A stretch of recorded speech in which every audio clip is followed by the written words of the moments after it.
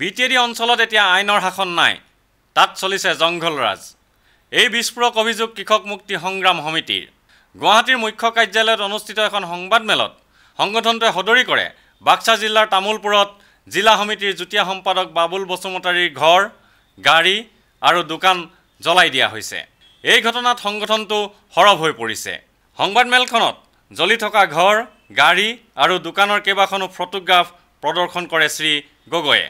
দুৰ্নীতিৰ বিৰুদ্ধে মাত মতাৰ বাবেই বাবুল বসুমতাৰীৰ এনে দশা হৈছে বুলি সদৰি কৰি কৃষক নেতা অখিল গগৈয়ে কয়, এনেকৈ দেখিবলৈ পাব যে অসমখন শ্মশানত পৰিণত হৈছে। বিটিএডিত এতিয়া সম্পূৰ্ণৰূপে জংগলৰাজ চলিছে। কোনো মানুহৰ জীৱন আৰু সম্পত্তিৰ কোনো নিৰাপত্তা নাই। বাবুল বসুমতাৰী এজন বড়ো যুৱক। তেওঁ বাক্সা জিলাৰ আমাৰ যুটীয়া সম্পাদক কৃষক মুক্তি সংগ্ৰাম সমিতি। তেওঁক যোৱা কিছুদিন ধৰি ভাবুকি দি থকা হৈছিলে। বিজেডিৰ শাসক BPFৰ নেতা হাগ্ৰামা মহিলাৰী এতিয়া দুৰ্নীতিকাৰী আৰু গুণ্ডাৰ নেতা বুলি অভিযোগ কৰি শ্ৰী গগৈয়ে কয়, হাগ্ৰামা মহিলাৰীয়ে তেখেতে বিটিএডি এলেকাত সম্পূৰ্ণৰূপে জংগলৰাজ চলাইছে। হাগ্ৰামা মহিলাৰী যেন এখিনিমান হত্যাকাৰী, দুৰ্নীতিকাৰী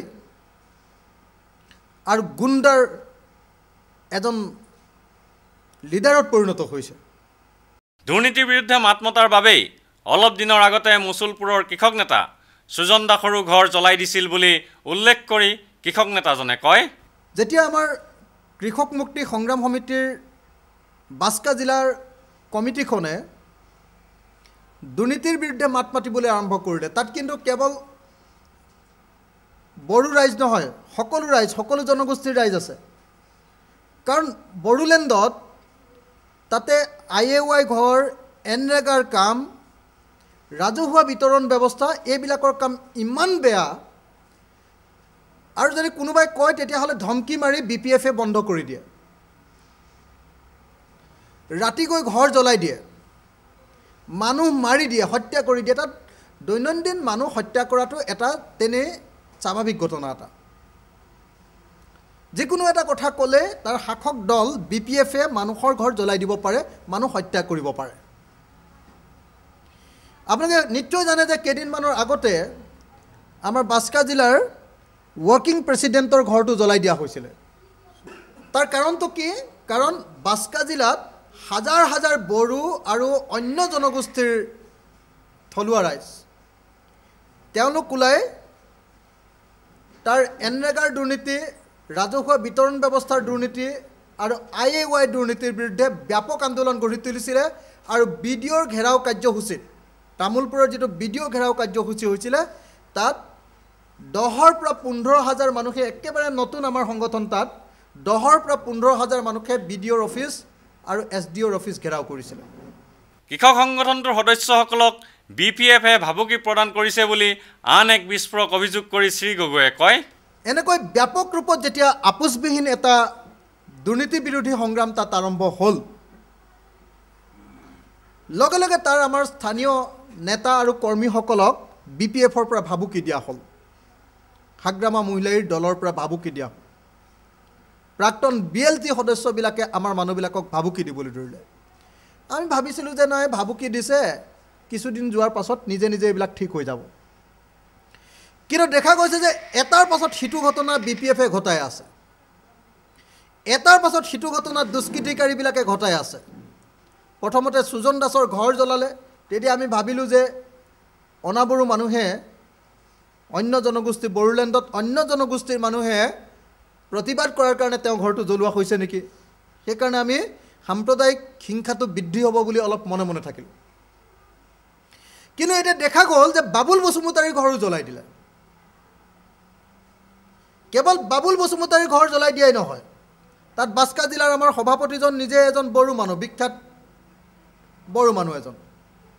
তেওঁ খুব বাৰে বাৰে ভাবুকি দি থকা হৈছে যে নহয়, এইবিলাক কামত তোমালোকে নধৰিবা। গতিকে এই গোটেই ঘটনাটোৱে প্ৰমাণ কৰিছে যে অসমত এতিয়া আইন শৃংখলা বোলা বস্তুটো একেবাৰে নাই। এইটো সম্পূৰ্ণৰূপে ধ্বংস হৈ গৈছে।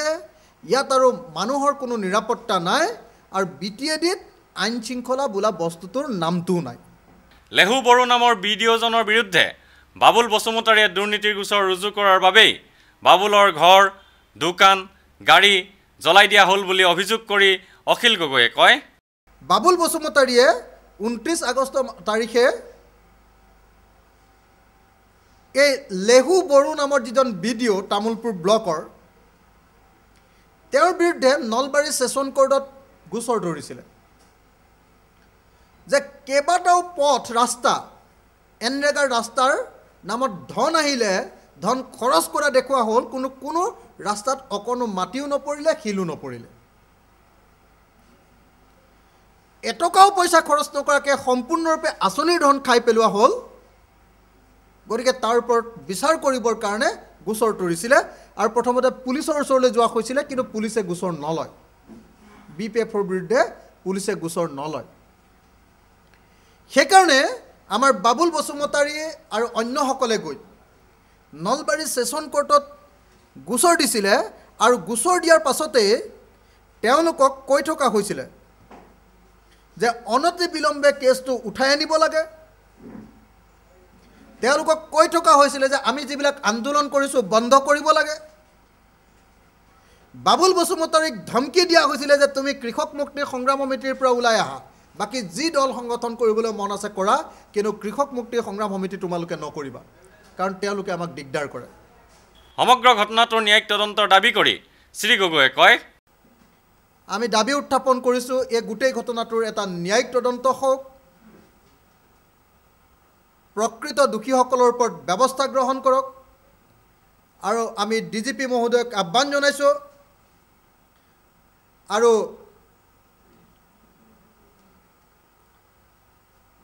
আমি গৃহ বিভাগৰ সচিবক আহ্বান জনাইছোঁ যে আপোনালোকে এই ঘটনাটোক গুৰুত্ব সহকাৰে গ্ৰহণ কৰি প্ৰকৃত দোষী 3জন ব্যক্তিকে 3জন ল'ৰাই ঘৰটো জ্বলাইছে। ভিডিঅ' জাৰ্নেলিষ্ট সুশান্ত দাসৰ সৈতে অমৰদীপ গগৈ, চেণ্টিনেল নিউজ, গুৱাহাটী।